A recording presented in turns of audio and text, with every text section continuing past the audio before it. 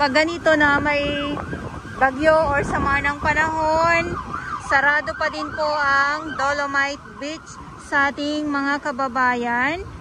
At ang ating mga warriors nandito, Estero Rangers ng DNR, MMDA, DPS Mandaragat, doon sa Manila Yacht Club, ang ating mga security guard at mga kapulisan na nagbabantay po araw-araw. So ito yung ating Dolomite Sun ngayong Sunday.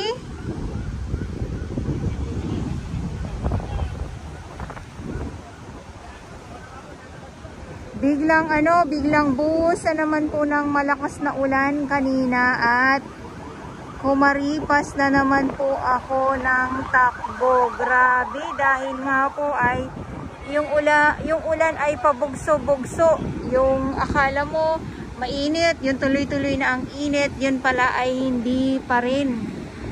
Yun na nga po, dahil ay sa mga akala, buti na lang may dala tayong payong, buti na lang mabilis din po akong kumaripas. Ayan. So dahil nga po ay may bagyong Krising, or ito po ay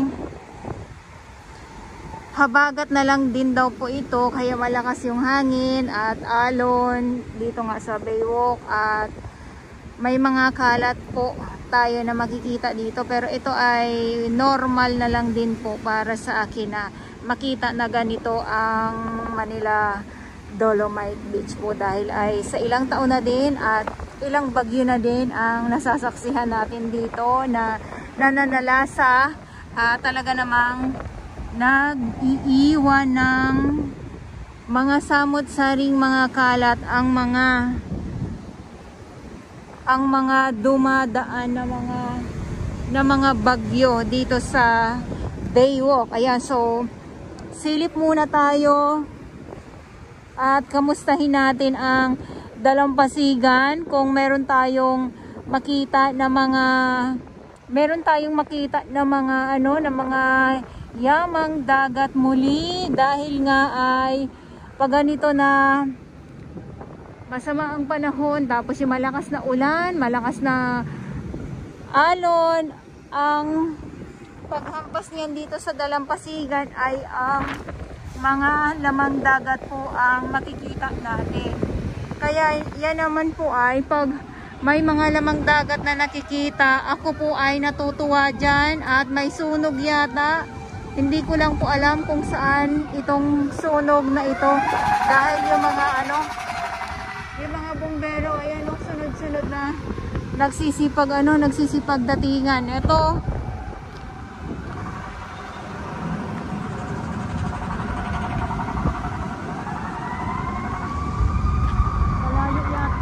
malayo yata yung sunog na yan. So nandito tayo sa Maynila, hindi ko alam kung saan banda yung sunog, kasi sunod-sunod nga po. Okay. Yan, so ulitin ko lang po, ang Dolomite Beach po ay sarado sa ating mga kababayan pag ganito na may bagyo po.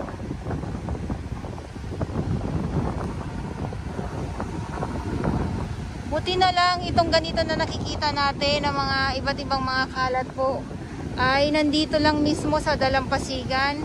So hindi na nakakarating dito sa kalsada at sa ibang karatig kalsada pa po.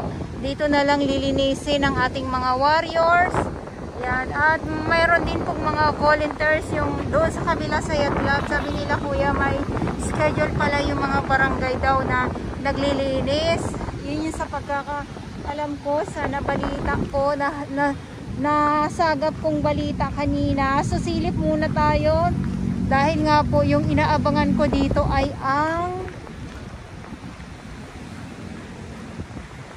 ang mga lamang dagat, diba? Mga lamang dagat talaga.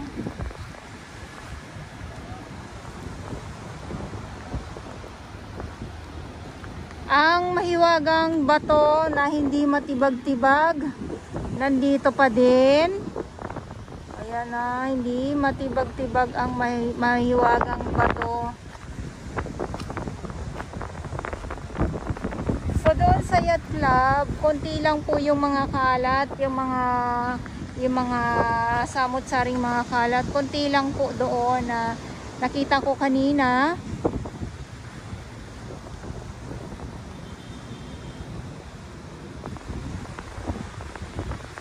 Yan, so tuloy lang po tayo sa ating paglalakad. Ayan o, dito may mga sako na dyan sa may una nakalagay. Ayan naman po ay hahakutin din po yan ng truck. So yung paghahakot ng mga kalat ng mga basura po ay may schedule po yan din na araw. Pag yung sobrang dami na po talaga, ayan naman po ay mabilisan.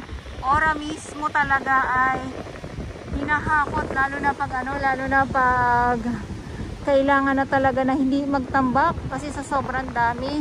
Dito naman ay karamihan naman dito ay mga ay mga plastic, mga kahoy, yung mga nandito na mga basura po. So wala yung mga water lily. Ayan, so wala yung mga water lily na mga kalat nga po. At hindi katulad dati na pag may bagyo, ang makikita natin dito mga water lily at kung mga ano-ano pa. So yun din po yung mga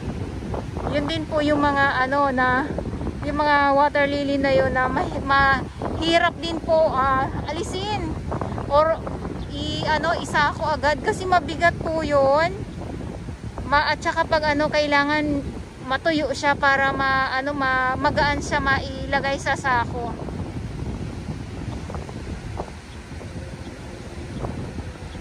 Okay, so Dolomite Beach po. Dito yung entrance sa mga hindi nakakaalam. Ayan yung entrance. At dito naman po yung exit naman po. Andyan yung exit naman sa mga kababayan din po natin. So doon sa kabila sa dulo naman po ay wala pong exit doon. So kung saan ka